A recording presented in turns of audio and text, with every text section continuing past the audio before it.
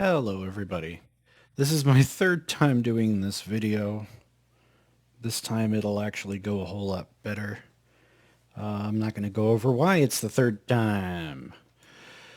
So I'm going to be talking about Strife RTX today and hopefully detailing all of the things that I've done so far and how I've done them in a technical overview, essentially.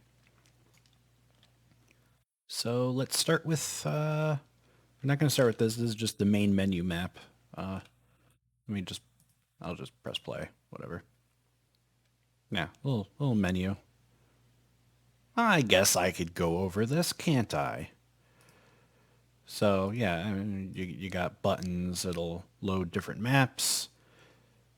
You got those, well, you can't see because the menu widget is in the way, but yeah, you got all these blueprint based objects. They're just spheres with physics enabled and lights attached to them with thrusters, so it just makes a cool little effect when you press play. You see it rolls, one of them rolls off you, and they all start rolling around and having fun and making a cool little thing. But yeah, so I've said we'll start with the main menu, so let's start with the main menu. And this is pretty easy. Yeah, the map begins, and I did this. I don't know if I need to do this, but whatever, I did this. I have this thing. I don't know what the stream level thing is. I think it might help cache things better, but basically, yeah, it'll execute a couple things. It'll do a couple things. It'll turn on DLSS, put it on the highest quality for the DLSS, show the FPS.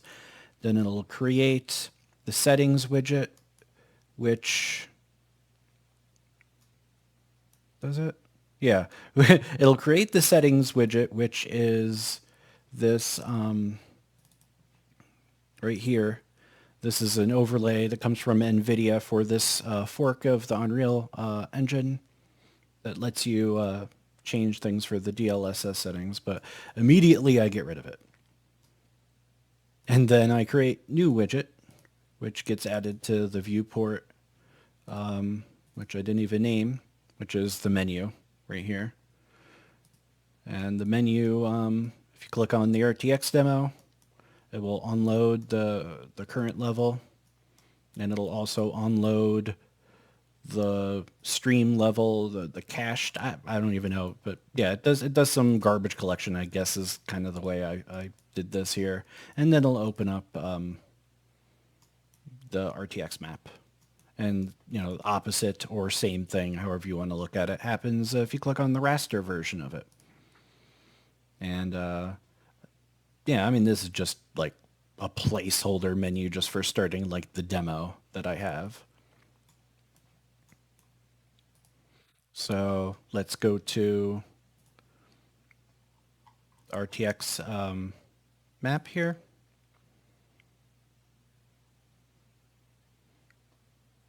Thanks a bit.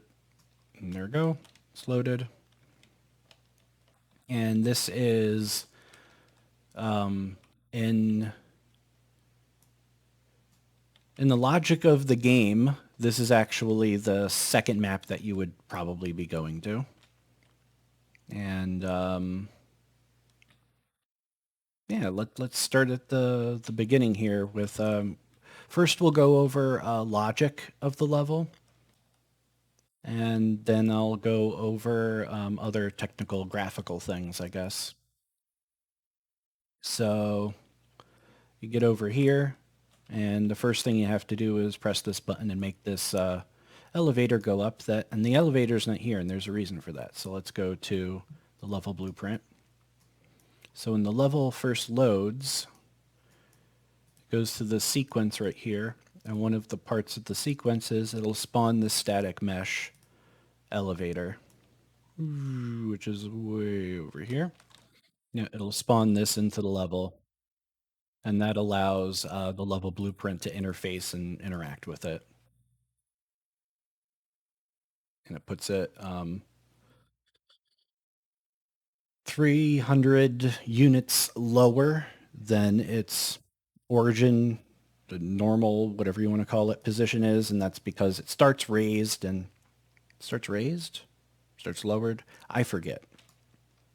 It's a whole. That's another reason why I'm doing these videos is because I forget, and this forces me to go over the things. But yeah, so level initialization is yeah, just putting all these objects into the world.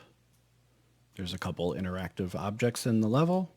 And it also does a couple other things. Since this is their RTX version, we just execute a couple console commands. I have to change this one to 2. Let's compile and save.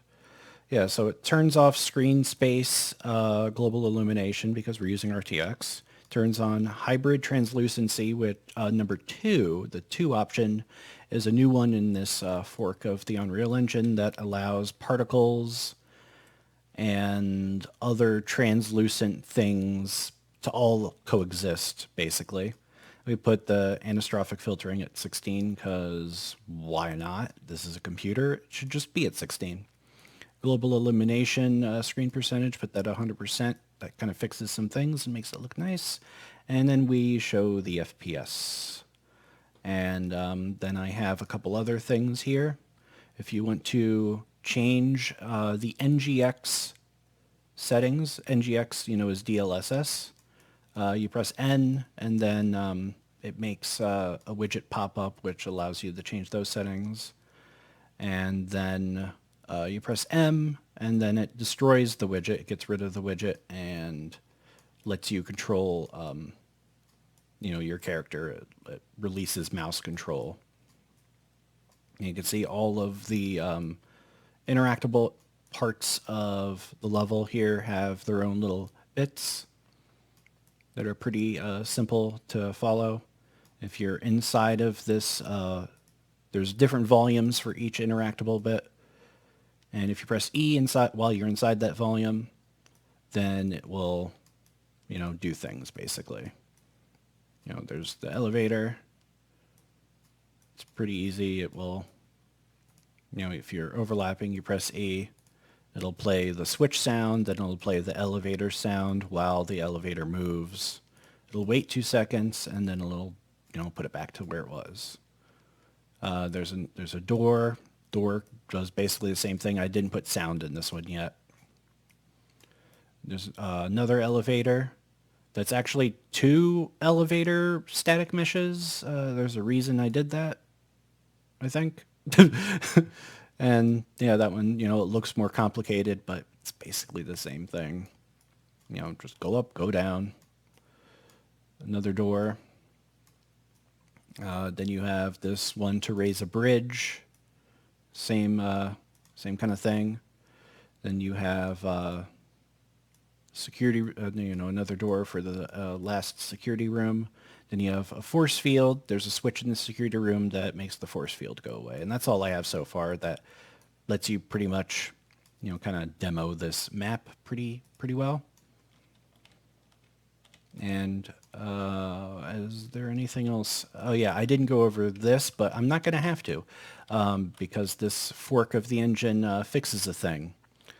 The previous version of the way the translucency was handled made it so, well, I mean, you can see it right here. I have hybrid translucency disabled right now.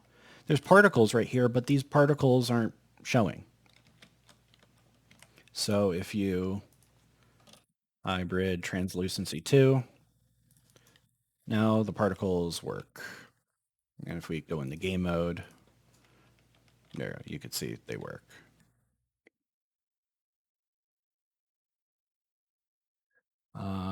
I think there's another thing I have to change real quick here. Might as well do it while I'm doing the video. Because I could show off another feature that we have. We have Raytraced Caustics, which, yeah, do caustics. If you know what that is, it's really cool. It's like light interacting with water and shiny things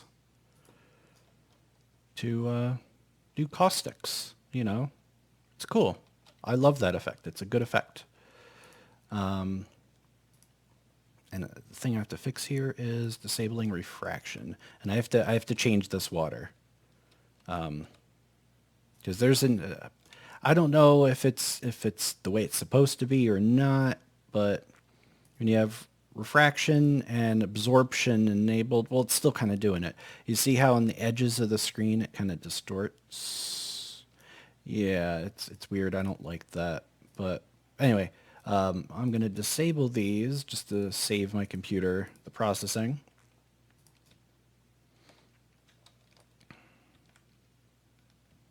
Well, I might have to keep that enabled actually for this. I'm going to have to go through that. But yeah, so let's just actually play. I have the game sound recording disabled so you don't hear the music, but I've converted all of the music using accurate sound fonts to WAV files. And yeah, you're going to have at least 3 different versions of all of the original music from Strife with different sound fonts. One of them is basically like how I remember playing it back in the day. And then you have the Roland one, which, who had a Roland back in the 90s when they were playing this? I didn't. I was a kid.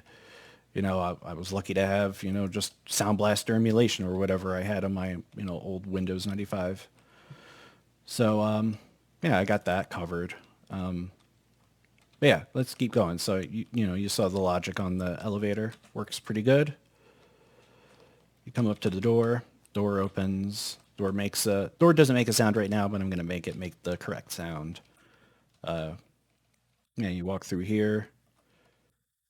And you get translucency on the windows. Looks really nice. You have emissive textures here, which actually are emissive. And they do actually create light. That's another thing in this fork of the engine is emissives actually interact with the global illumination, which is nice.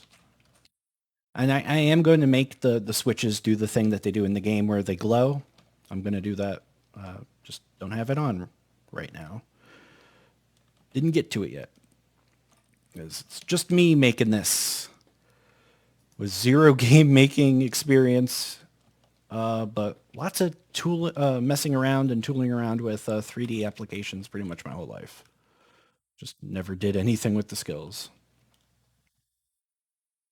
I still have to fix this right here. There's some gaps in this geometry. Or I have to light it up, I'm sorry. I have to use these to light up this room. But yeah, to clear that off, seal it up, go into this room. Looks pretty good. See, the elevator works. Then the elevator goes up. I still have to do these textures over here. I was really impatient when I was doing this part of the geometry, and I just threw it together, didn't even PBR it or anything. This room has a prisoner in it that you have to kill for a mission. Go over here to the security room. There's supposed to be like an elite guard right here. Then, again, emissive textures actually emiss. All the reflections work really nice. That switch turns off the force field. And all the switches are like one shot, I guess is a term you could use. You press them once and they pretty much don't do anything again unless it's like an elevator or a door. I don't really see my reflection in here. Am I just... Oh, I'm too dark.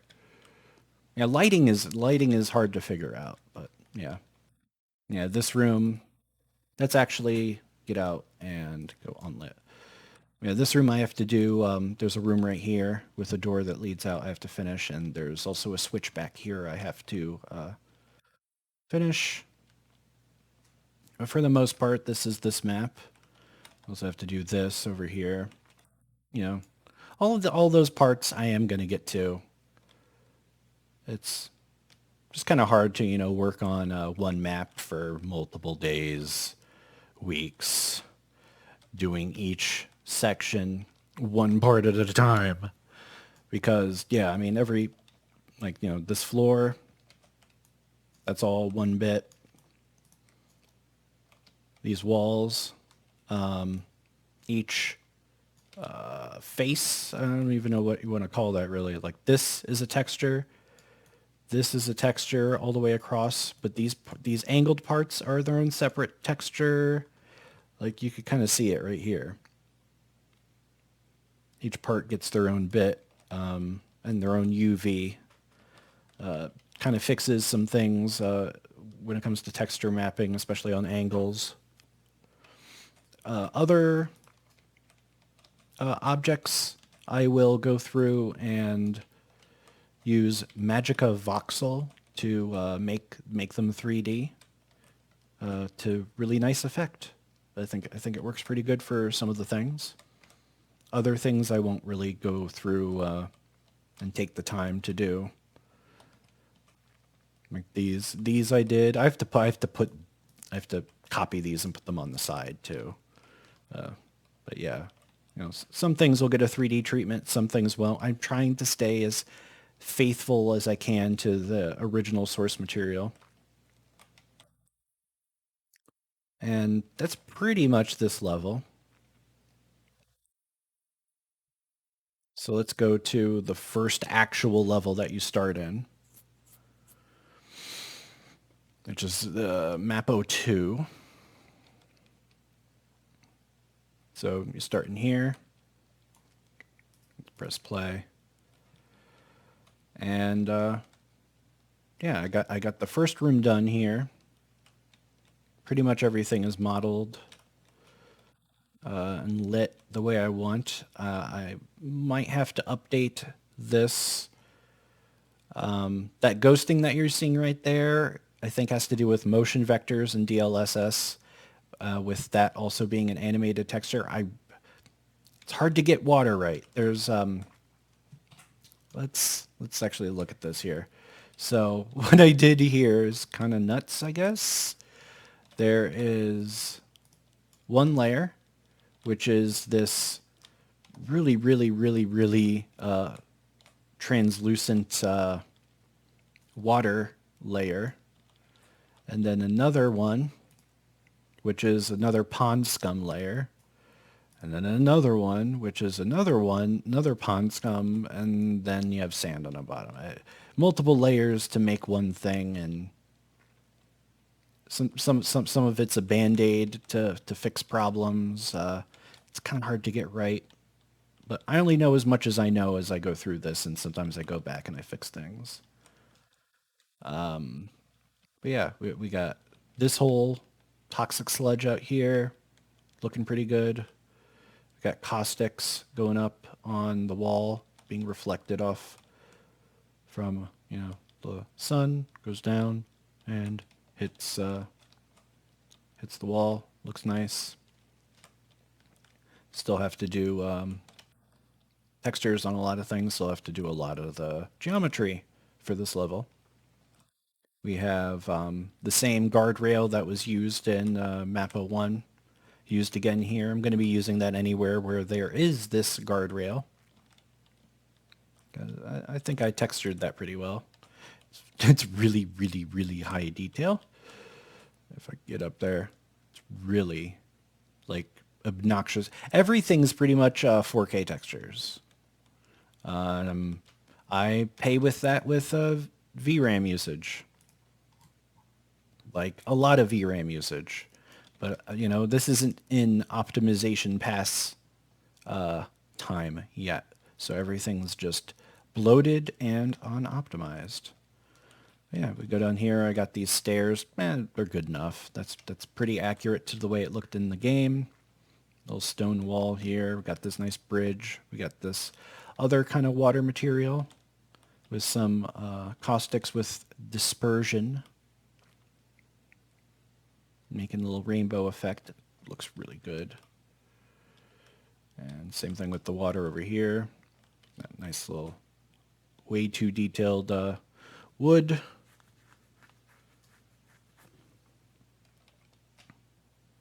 Got that going.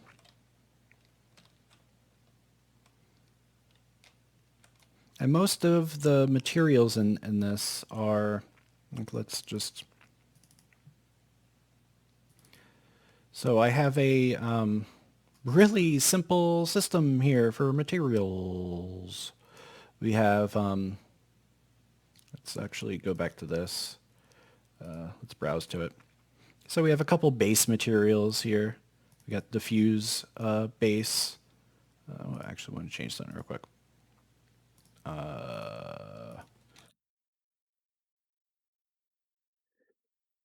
Feature anti-aliasing 2. There you go. I don't want to be using DLSS for stability reasons in the editor because it'll do it for every viewport and sometimes it's weird and it crashes. I don't want it to crash. But yeah, base materials, real simple. Everything's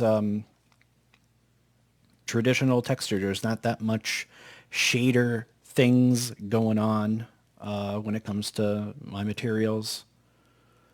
Like if we look at the bridge, let's make it a box. Yeah, we got, color map. We have a thing called a height displacement AO. So that's this one. The AO is in the blue channel, and that's just like a baked ambient occlusion. We have the normal map, the whole thing's there. And that's a 16-bit normal map to get rid of any banding issues. Then we have the specular, roughness, and metallic. Specular, roughness, metallic. And those all feed into there. I have this parameter. I just call it, just what it was. It just calls itself B. But this is a multiplier on the base color because I was noticing some things weren't playing correctly with the global illumination unless I made them brighter. And once I made everything brighter, it was happy. But then I didn't have the problem anymore or didn't notice it. But yeah, that just has to do with the way I do my post-process. So let's go up to the post-process volume. I have, let's see, exposure. I have it on manual exposure. And I have it set so, like, because I hate it in games when you go and look at stuff and then, like, you get exposure compensation. You get everything starts to get bright or then dark. I hate that. Everything should just be a brightness and be a color. And then the lighting, look at that. And then the lighting in the level should be able to deal with it. So let's just restart that. So I just have it set to a pretty manual fixed exposure for all the levels. I think it's the same value for every single level.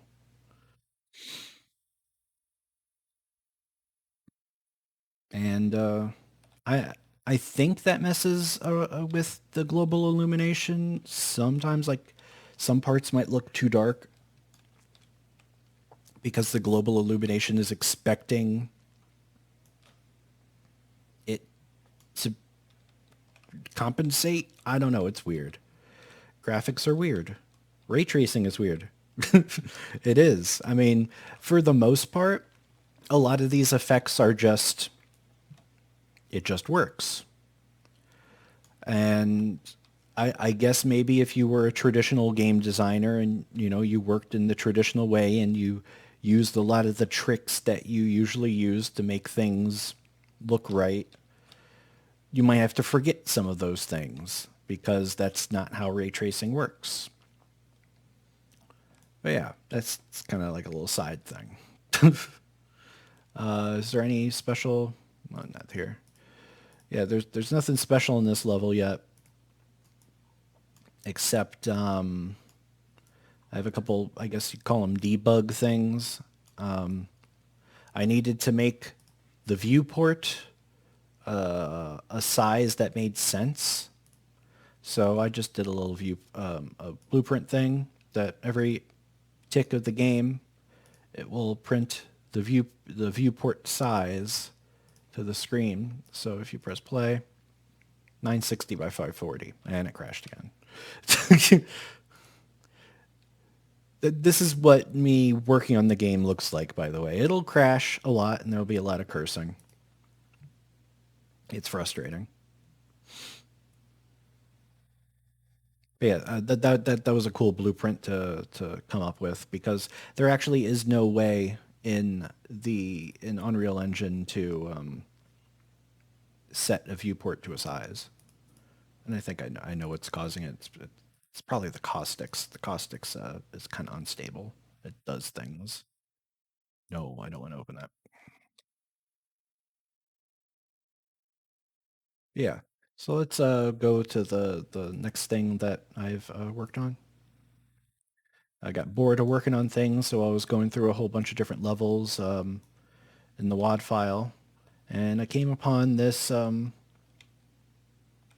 fountain in map 17, and I decided to give it a nice treatment and work on it. And I think it did pretty good. And I learned a lot of things about how translucency and absorption and the caustics work while working on this. I had to do a couple changes to the original level geometry to get this to play nicely. I think I did a pretty good job on that. And we could talk about, so how am I getting all of this stuff into the engine? Let's minimize that so it's not actually on in the background. That's weird. No recently opened files. Rude. So let's go to here. See map 02. Yeah, so I use the Ultimate Doom Builder. Open up the maps. And sometimes I'll have this on my second monitor as a reference while I'm working on things to make sure I get the texture tiling and other things looking correct.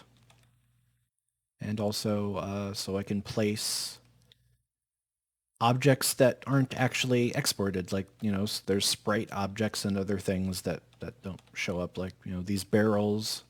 I'm going to have to reference this to make sure I put the barrels in the right place. Barrel.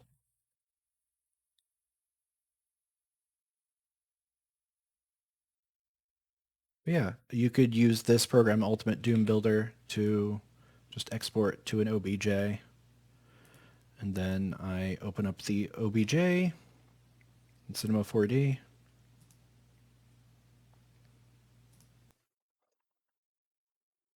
And then we have this. And yeah, so let's,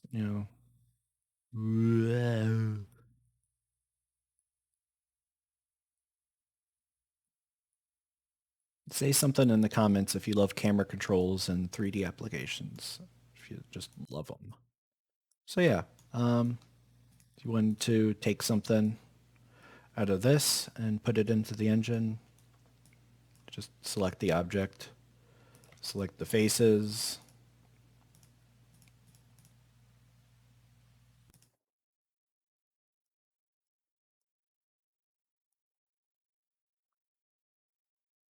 Make sure you get all the faces.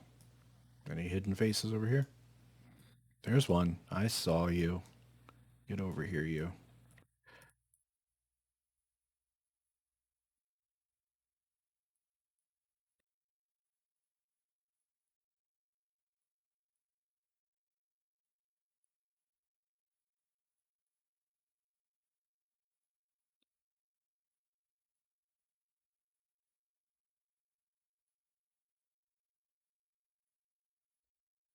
Yep. Once you got all the faces that you want selected, mesh, clone, split, and then you go down and you look for what you just split. Nail wood 1, sure. So we got nail wood 1, just underscore 1. hide everything else, look around, make sure nothing else was selected, nothing. Good. So we have this little bit right here. And what's the next thing that we're going to do? We're going to untriangulate it and create an n-gon. Make sure everything is happy. And it's not. So we're going to cut, retriangulate it. And you see we have some overlapping edges. So let's, okay, let me just make sure. Okay, I just have to connect that. So get rid of that and point mode, polygon pen.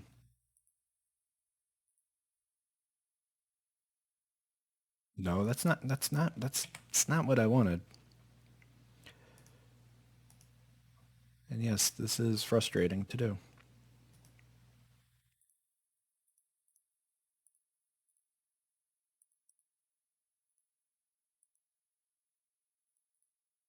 You have all that, and then cool. Let's get rid of that. Do we have any other weird looking points? We do. We have this point.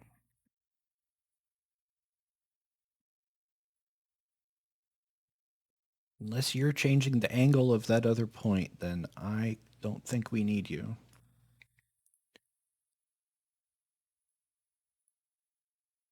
Press and delete on you. Okay. What's your deal? What's your deal point? Make your point.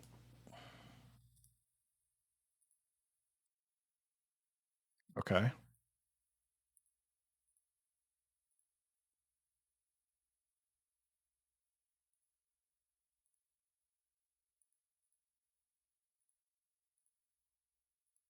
And the whole reason I go through all of this is because weird islands in the way the geometry works end up messing up the UV map. And you want to make sure that you don't have that problem. So delete that. Polygon pen.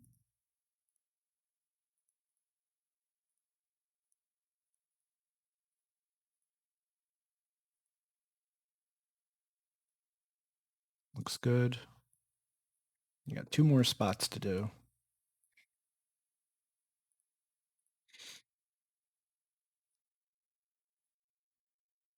Sure, you know, that makes sense, doesn't it?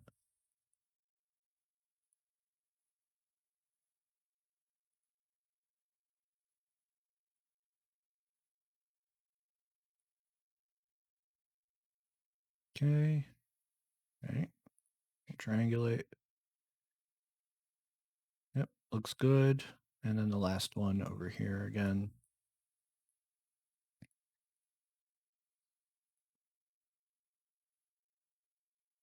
Is you don't want these overlapping edges. They're incorrect.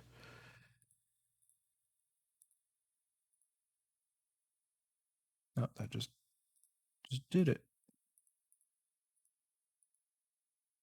Okay, and now when I hit untriangulate, everything should be one big old n-gon. Look at that. And that's the way I want it to start with. So go into the UV editor, UV mesh, UV polygons. Make sure you have that selected. Control A with the mouse over there. Click apply. And there you go. Everything's good looking. Start and triangulate it. And then we export it to FBX. Map 02. Is that nail wood?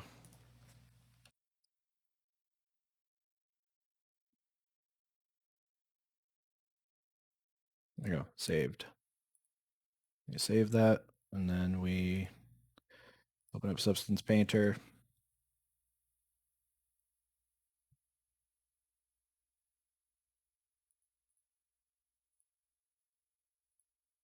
And I know I've done a video like this already before, but you know, why not? Just do it again during a video. So we got that. And I'm not actually going to use this texture. I'm just going to do a quick little stupid thing. Didn't mean to do that. Let's just use that. That's fine. It's fine for now. And I like to also put height to normal. And HBAO.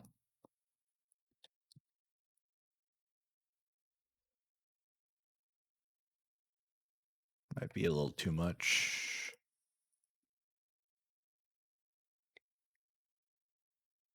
And this program will use all of my system memory and VRAM.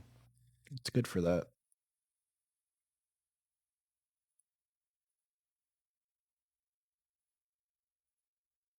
Make everything triplanar.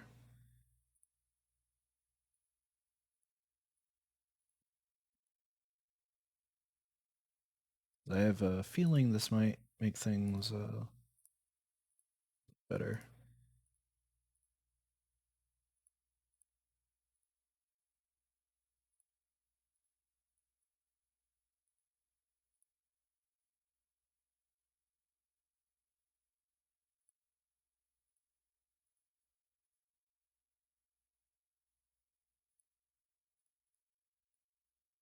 There we go. We got that. I'll leave that in there, just for this video. And I know that's a little drastic. That's a little much. It's fine. Napo 2, nailwood. There's a F nailwood, SPP. So we could save that. And then we export it as a GLTF. Then we export the textures.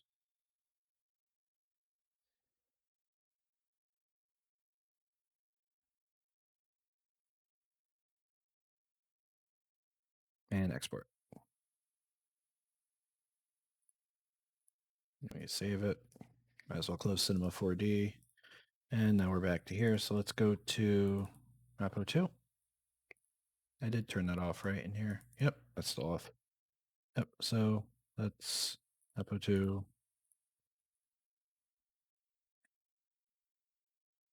Wood. And Mapo 2.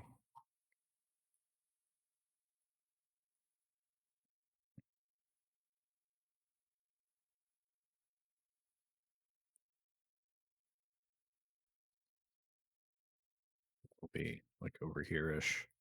Place it. And 0, 0, 0. There's where it'll be. But now we need to texture it.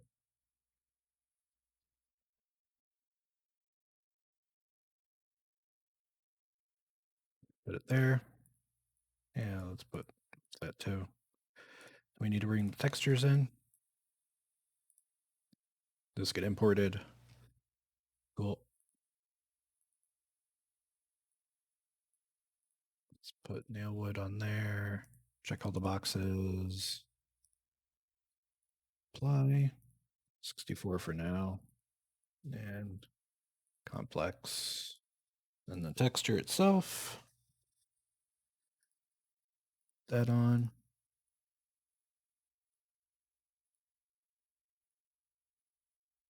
And there it's in the game. And that's the process for doing that. And this is Strife RTX. This is a hell of a project, and yeah, hopefully this communicates some of the technical things that I haven't talked about yet, especially with the level blueprints. And yeah, I am going to probably need somebody to work on this project with me at some point, to definitely work on enemy AI, and possibly character models. What I originally wanted to do was, I don't even think I have the objects in here still. Yeah, I don't. Was just use 2D, convert everything to like voxel 3D, like I did a lot of these objects, but with all the sprites, and have like the enemies still be 2D in a way ish. But if an artist can come up with a better way to do, let's load up,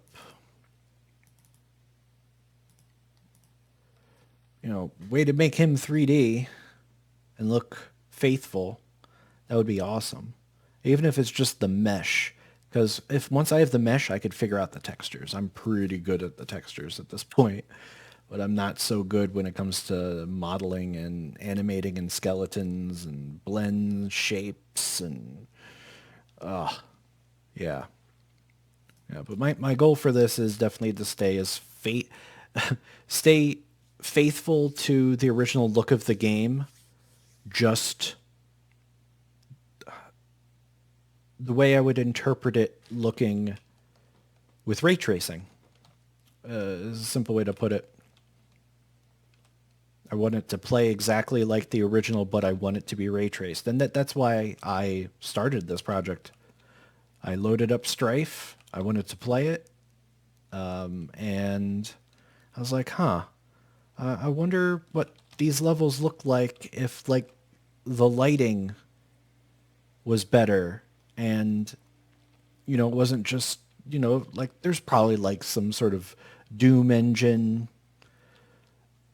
reshade or something like that, but it's not the same as actually using RTX and doing all of the materials correctly. Yeah, that's this video. I'm just rambling at this point. I'm gonna go watch YouTube and live my life. I'll see you guys later.